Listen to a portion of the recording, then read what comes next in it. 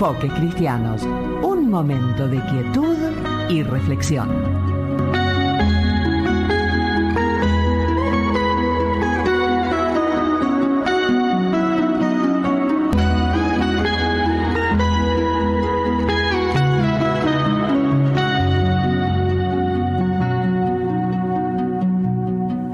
¿Qué tal? Pero muy buenas tardes, amigos queridos de Enfoques Cristianos. ¿Qué tal? Me presento, soy Fabián Merino y estoy acompañándote durante todos estos minutos. Hoy es 31 de octubre, estamos finalizando ya este mes y por lo tanto voy a compartir en este mediodía un programa que se emite por Radio Transmundial y se llama Tierra Firme. Este programa está conducido por Esteban La Rosa y hoy junto al pastor Salvador de Lutri escucharemos acerca de la vida de Martín Lutero, el gran reformador protestante. Y quisiera compartir este programa porque tiene algunos datos muy importantes que seguramente a aquellos que nos gusta la historia y saber cómo se originaron algunas cosas, seguramente nos va a impactar. Así que ya lo quiero poner en el aire como para que podamos escuchar este domingo acerca de estos 504 años de la Reforma Protestante. Si bien este programa fue realizado cuando fueron los 500 años, es decir, en el 2017, no deja de tener vigencia y la historia de Martín Lutero, que es muy interesante, por cierto, seguramente va a impactar en la vida de aquellos que lo puedan escuchar en este mediodía. Así que ya te invito entonces a poder disponerte y escuchar este programa en este mediodía. Si usted nos ha acompañado en los encuentros anteriores, sabrá que hemos estado hablando de antecedentes y precursores de la Reforma Protestante del siglo XVI. Y hemos estado tratando, Salvador, de ubicar a nuestra audiencia en el contexto en el cual finalmente aparece un monje agustino, un 31 de octubre, con un montón de papeles en la mano, un martillo, unos clavos, se dirige a la catedral de la ciudad, los pone allí y a partir de ese momento sucede todo un desencadenante de hechos que hoy recordamos 500 años después, hablando de lo que es la Reforma Protestante. Y en eso estamos. Bueno, Martín Lutero es uno de los pocos hombres que altera la historia de la humanidad. No fue un gran erudito ni un gran organizador, pero tuvo un carácter rudo, agresivo, tenaz, y sabía manejar los movimientos populares. Había nacido en el año 1483 en Sajonia, en el mismo corazón de Alemania. Su padre era minero, pero a pesar de lo que dicen algunos, no tenían un mal pasar. Algunos quieren verlo nacido en la extrema pobreza, ¿no? Y todo esto no era así. Quería que su hijo fuera abogado y llegó a graduarse como abogado en el año 1501. Quiere decir que la familia podía sostenerlo para hacer esa carrera. Sí, a los 18 años ya era abogado, ¿no? Durante sus estudios descubrió una Biblia en la biblioteca y comenzó a leerla. Y comenzó a inquietarse por un problema que planteaba la Biblia, que era el problema del pecado. Tuvo un episodio en el año 1505, un episodio muy traumático, porque una tempestad lo alcanzó en el camino y temió por su propia vida. Un rayo mató a un compañero de viaje y él clamó en ese momento, se encomendó a Santa Ana, y dijo que si salía de esa se iba a ser monje, y cumplió la promesa ingresando al convento de los agustinos, lo que quiere decir que tuvo contacto directo con el pensamiento de San Agustín, y esto es importante, pensamiento de San Agustín. La lucha por encontrar la verdad fue una lucha despiadada en Lutero, tremenda, interior, porque él entró al convento para agradar a Dios, y su visión de un Dios justo, hay que pensar que él era un abogado, claro, y tenía un concepto muy cerrado acerca de la justicia. Su visión de un Dios justo le produjo problemas, porque miraba a Dios con la mente justamente de un jurista. Claro. Apegado Entonces, a las leyes, decretos y artículos. Claro, y entonces el problema que se le planteaba a Lutero permanentemente era: ¿qué voy a hacer con mis pecados frente a un Dios justo? Entonces él tenía el método que le dijeron que limpiaba sus pecados, era la confesión, tenía que confesarse. Y entonces él hacía un recuento de sus pecados, iba a confesarse, pero sus confesiones eran larguísimas, llevaban horas, porque él relataba todos los pecados, los malos pensamientos, las inclinaciones, las tentaciones, todo lo trataba de presentar. Y lógicamente nadie finalmente lo quería confesar, porque era un caso terrible. Y cuando terminaba de confesarse, de pronto recordaba algún pecado que no había confesado, y mente de jurista quiere decir que por ese pecado estoy perdido, tengo que volver, ¿no? Esto lo transformó en un hombre realmente lleno de temores y lleno de angustia, muy angustiado por su situación delante de Dios. La lucha fue tan profunda, tan grande, que llegó a devastarlo interiormente, porque tenía conciencia de pecado, hasta que comenzó un peregrinaje que lo llevó a estudiar profundamente la carta a los romanos, y cuando tropieza con el versículo ese que dice: el justo vivirá por la fe, comprendió que el alcance salvador de Jesucristo alcanzaba para perdonar sus pecados, y esto lo llevó a abrir las Sagradas Escrituras y a centrarse en las Sagradas Escrituras y a comprender que no era la confesión permanente la que lo libraba, sino la fe que él podía tener en que la sangre de Jesucristo nos limpia de todo pecado. Y eso fue una cosa que transformó realmente su vida, transformó todo lo que él era. Esa transformación quiso, por supuesto que él siguió con su tarea de monje agustino en Wittenberg, y en Wittenberg había una universidad donde él trabajaba en esa universidad, y esa universidad se sostenía por la cantidad de reliquias que había acumulado, más de 5.000 reliquias, y los peregrinos pasaban por allí pensando que si entraban en contacto con esas reliquias se les bajaban una cantidad tremenda de años en los años que tenían que pasar en el purgatorio. O que pasaban algunos de sus familiares en el purgatorio.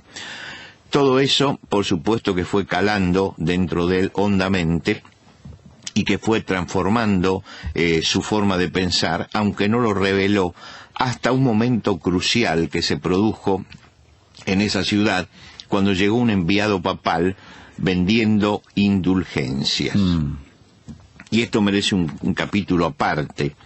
Llegó un fraile dominico, Tesler, que posteriormente fue acusado de adulterio y condenado a muerte, pero que llegaba y por el imperio de Maximiliano vendía una indulgencia papal. ¿Qué era la indulgencia papal? Era que en el Vaticano estaban edificando San Pedro y se necesitaban fondos, y lo que pagaban los príncipes sajones y todos los demás príncipes no alcanzaba frente a los tremendos gastos que tenían. Entonces se vendía una indulgencia. Esa indulgencia era, el que la compraba tenía el perdón de sus pecados y podía comprar indulgencias para que las almas que estaban en el purgatorio pudiesen salir del purgatorio. La prédica de Tesler era que ni bien caía la moneda en la alcancía, el alma caía la moneda y el alma se desprendía del purgatorio. Y lógicamente que esto dañaba no solamente la economía de los fieles, que fue una cosa que le preocupó a Lutero, sino que dañaba el alma de los fieles, porque entendían entonces que el asunto del pecado no era tan grave, porque con una indulgencia del Papa ellos podían pecar tranquilos, que eso era perdonado. Y entonces escribió una carta de protesta y la envió a varios obispos. El 31 de octubre del año 1517, clavó las 95 tesis en la puerta de la abadía de Wittenberg. ¿Qué era esto? ¿Qué fue este acto? Él en 95 tesis planteó su pensamiento con respecto al pecado y al arrepentimiento.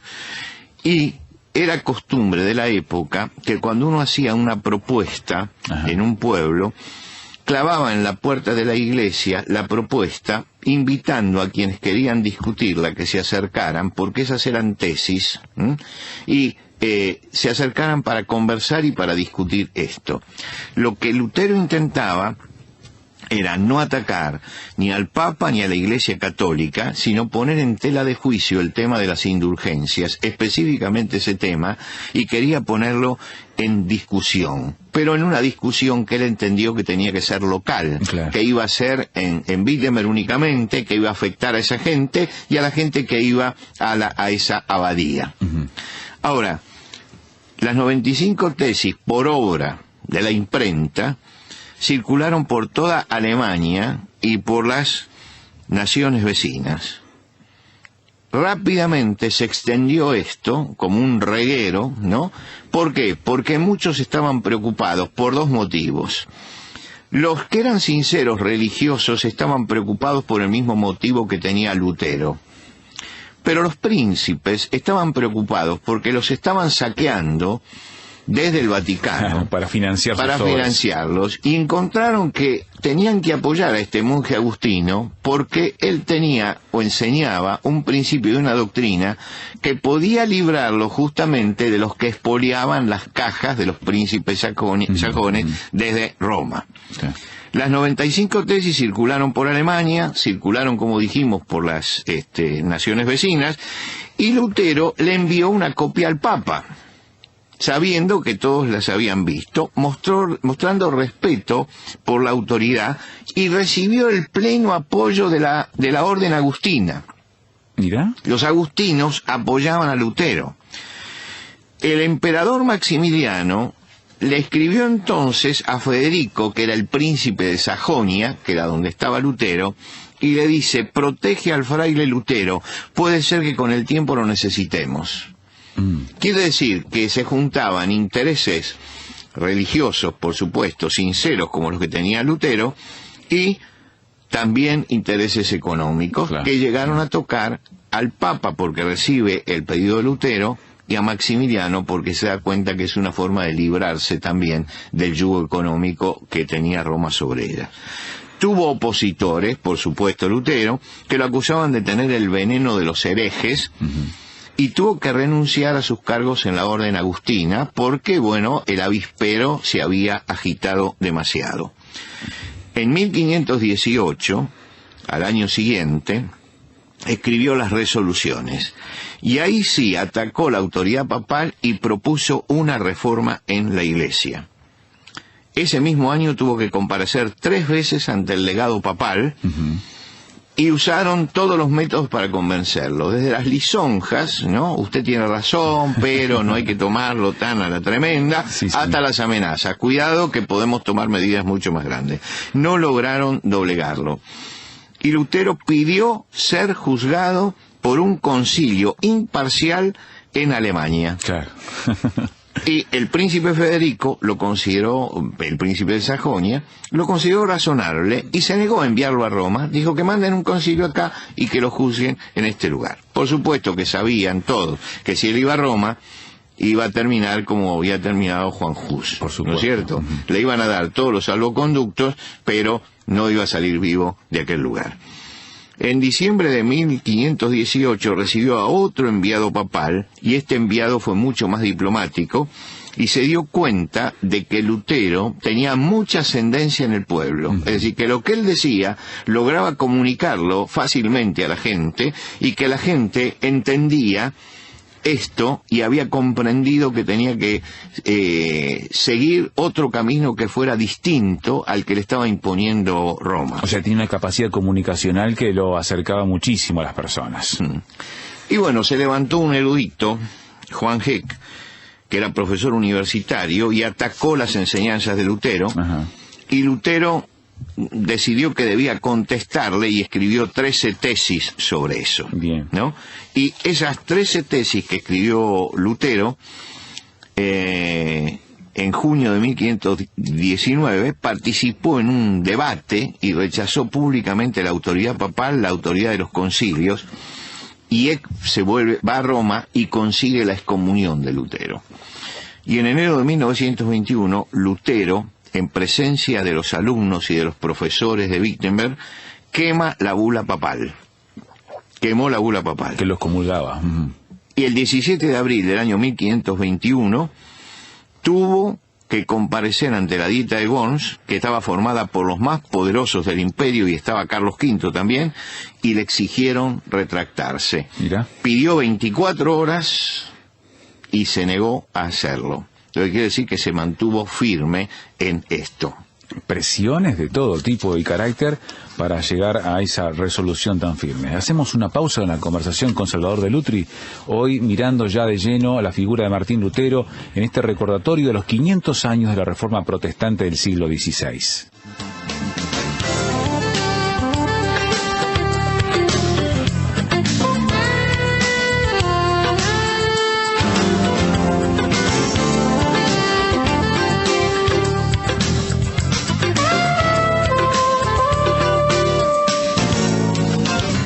Tierra Firme en Internet. Descubra nuestro sitio materiales, datos, la transcripción de estos comentarios, frases sobre este tema que le ayudarán a desarrollar una posición con bases sólidas.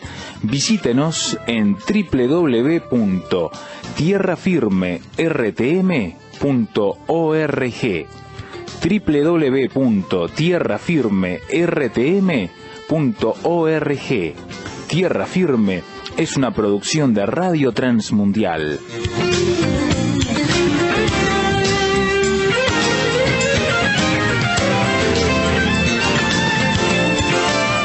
En el bloque anterior, Salvador, dejamos a Martín Lutero, luego de la excomunión, presentarse en Worms ante esa dieta que tenía el mismo emperador encabezándola allí al frente, y poco más que, luego de su declaración tremenda de mantenerse firme, tener que desaparecer porque su cabeza estaba en riesgo. Sí, allí fue secuestrado por sus propios compañeros y se recluyó en un castillo, y en ese castillo tradujo la Biblia al alemán. Estuvo 2 años desaparecido. Así que en esos 2 años tuvo una tarea muy importante que realizar. Seguro. Ahora, la excomunión de Lutero dividió a Alemania en 2 partes. El sur, que era católico y pedía que Lutero fuera tratado como hereje, y el norte, que era protestante y defendía a Lutero. Y esto trajo una revolución social, porque el pueblo anhelaba liberarse de la opresión no solamente del clero, sino también de los príncipes. Claro.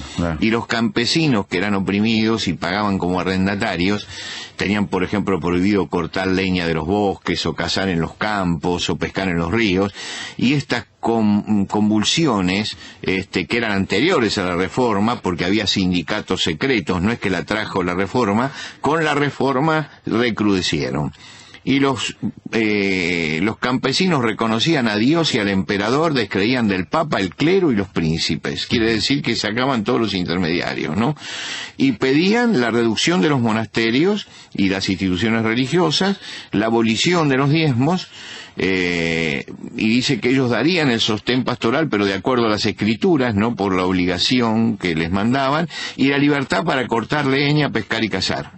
Impresionante. Por supuesto que siempre que hay esta revuelta son infiltrados por fanáticos, y se transformó en una revuelta de sangre y fuego, porque quemaron castillos y quemaron monasterios. En 1525 fueron sofocados, y Lutero nunca aprobó la acción violenta y dejó de confiar en el pueblo. Ajá. La guerra santa contra los luteranos se desató entonces en Alemania, porque Alemania se componía de pequeños estados regidos por un príncipe, ¿no? Y muchos de estos estados eran luteranos. En 1540 todo el norte de Alemania era reformado, y Paulo III le ofreció un ejército a Carlos V con el propósito de aplastar a los reformadores, y se denominó Cruzada contra los herejes, es decir, se resucitaba el asunto de las cruzadas. Y ofreció, por supuesto, indulgencias a los que participaran, claro, que era el premio que daba el Vaticano. Y tuvieron varias victorias, pero finalmente hubo un desacuerdo entre Carlos V y el Papa. Los príncipes protestantes se aliaron, expulsaron a los ejércitos del emperador, y en 1555 se firmó la Paz de Augsburgo, donde se reconocía la fe católica y la fe protestante como religiones oficiales del Estado. Quiere decir que todo esto llevó a una tremenda convulsión, pero llevó también a la confirmación de el protestantismo como una fe lamentablemente diferente, ¿no? Claro. Que era lo que no buscaba Lutero, que lo que buscaba era una reforma de todo el sistema. Sin embargo, tuvo que estar por fuera después. Claro, lo que pasa es que Lutero no se dio cuenta que no atacaba solamente, él pensaba únicamente en el problema religioso, pero detrás de esto había un problema económico muy fuerte, ¿no? Y las indulgencias, las reliquias y el purgatorio eran fuentes de ingreso, y fuentes de ingreso importantísimas. Pensemos un poco, si tenemos un poco de tiempo, que en Wittenberg, Federico III, el sabio, que era el príncipe elector, era coleccionista de reliquias, y entonces convirtió a esa pequeña ciudad en un centro cultural, porque había una universidad, y un centro religioso, porque había reliquias. ¿Cuántas reliquias había? En el año 1520... tenía 19.013 reliquias, ¿no? Entre ellas 42 cuerpos enteros de santos, varios frascos con leche de la Virgen, pajas del pesebre, un cadáver entero de los santos inocentes, y los peregrinos hacían una donación, y al hacerlo recibían 100 días de indulgencia por cada reliquia. En total, el que pasaba por allí y hacía una donación recibía 5.209 años de indulgencia, y con ese dinero se mantenía la universidad y la iglesia. Y lógicamente, todos, frente a la conciencia de pecado, hacían una peregrinación a Wittenberg, hacían la donación, y sabían que sus muertos que estaban en el purgatorio recibían en ese momento 5.209 años de indulgencia. Contra todo esto se rebeló Lutero, porque para Lutero todo esto era una superstición, y había que acabar con esa superstición. Quiero decir que la influencia de Lutero fue determinante. Lutero fue un hombre de Dios, levantado en un momento crítico de la historia para producir eso, apoyado por supuesto por el momento que se estaba viviendo, por los príncipes de Sajonia, si no hubiera sido imposible llevar adelante la reforma, pero fue un hombre consagrado a Dios realmente, que vivió su fe con intensidad, que la predicó con fogosidad, que se la hizo cantar al pueblo como himnólogo, como su himno Castillo Fuerte, que se canta hoy todavía en las iglesias protestantes, y mantuvo firme sus principios, diciendo que no podía aceptar la autoridad del Papa ni de los concilios, porque se habían contradicho muchas veces. Y que si no se mantenía, si no se demostraba por las Sagradas Escrituras que estaba equivocado, no podía él claudicar de sus principios, y terminó diciendo que Dios me ayude, amén. Con esto terminó su alegato, ¿no?, frente a los príncipes sajones y a los enviados papales y al emperador. Lo que quiere decir que Lutero era un hombre de fuerte carácter, y ese fuerte carácter realmente estaba dominado por Dios y manejado por Dios para que marcara un hito, no solamente en la iglesia, marcara un hito en la historia del mundo occidental. Y así como hemos homenajeado a los prerreformadores, hoy homenajeamos a Martín Lutero, que fue un hombre también, reconozcamos, con errores, con problemas y con cosas que hoy no aprobaríamos, ¿no?, pero que sin embargo fue un hombre consagrado y un hombre de Dios. Y esto lo decimos porque nosotros también tenemos defectos, y porque nosotros también cometemos errores, y porque nosotros también tenemos que admitir que somos pecadores, y la gracia de Dios es lo único que nos mantiene. Y realmente Lutero sintió que el poder de Dios estaba con él en esta lucha tremenda, una lucha titánica que la llevó hasta el fin. Hoy recordamos a todos estos hombres que mantuvieron en alto la fe y mantuvieron en alto la palabra de Dios como única norma de fe y de doctrina.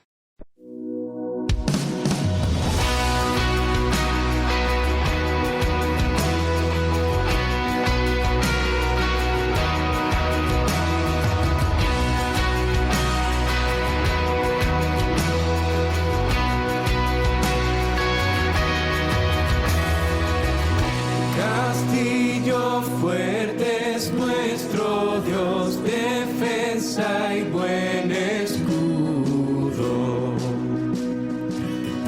Con su poder nos librará en este trance agudo. Con furia y con afán, Satán acosará.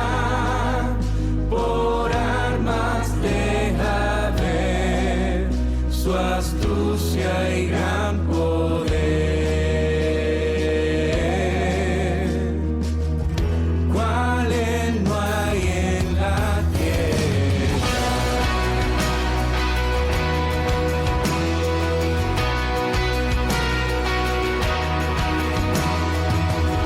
Nuestro valor es nada aquí, con él todo es perdido. Mas por nosotros luchará, de Dios el escogido. Es nuestro Rey Jesús, el que venció en la cruz, Señor y Salvador, y siendo el solo Dios, Él triunfa en la batalla.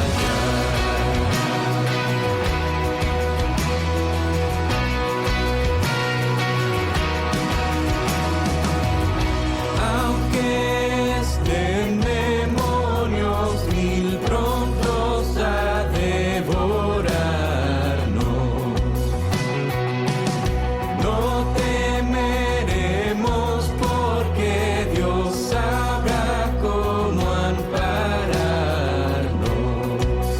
Si muestra su vigor, Satán y su furor, dañarnos no podrá, pues condenado está. Por la palabra santa.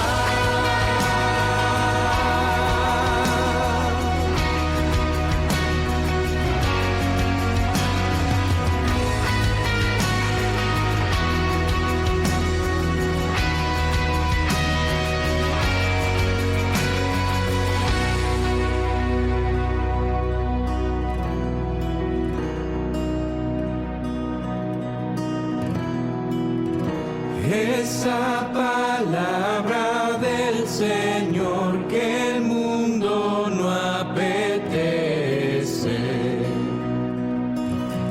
Por el Espíritu de Dios muy firme permanece. Nos pueden despojar de bienes y hogar, el cuerpo destruir, mas siempre ha de existir. De Dios el reino eterno.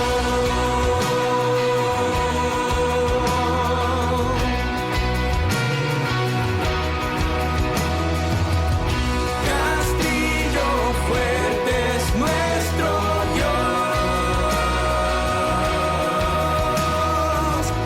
Castillo fuerte es nuestro Dios.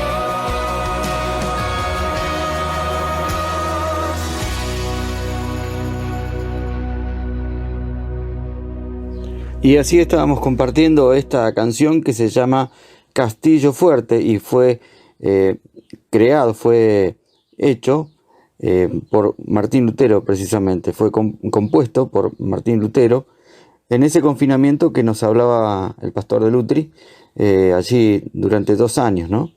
Y ese himno tiene que ver justamente su nombre Castillo Fuerte porque él estaba justamente allí escondido en un castillo y toma justamente la fortaleza de ese castillo para hacer esta hermosa letra, este hermoso himno que los cristianos cantamos periódicamente.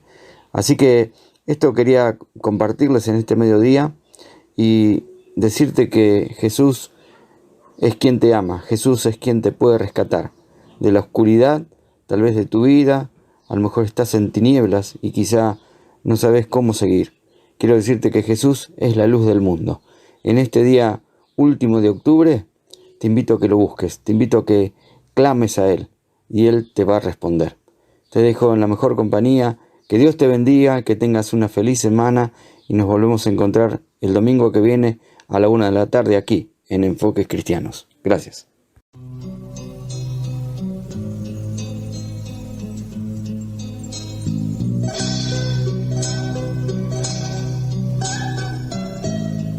Ha sido Enfoques Cristianos, un programa de la Iglesia Cristiana Evangélica que volverá a estar con ustedes el próximo domingo a las 13 horas. Será hasta entonces y gracias por su compañía.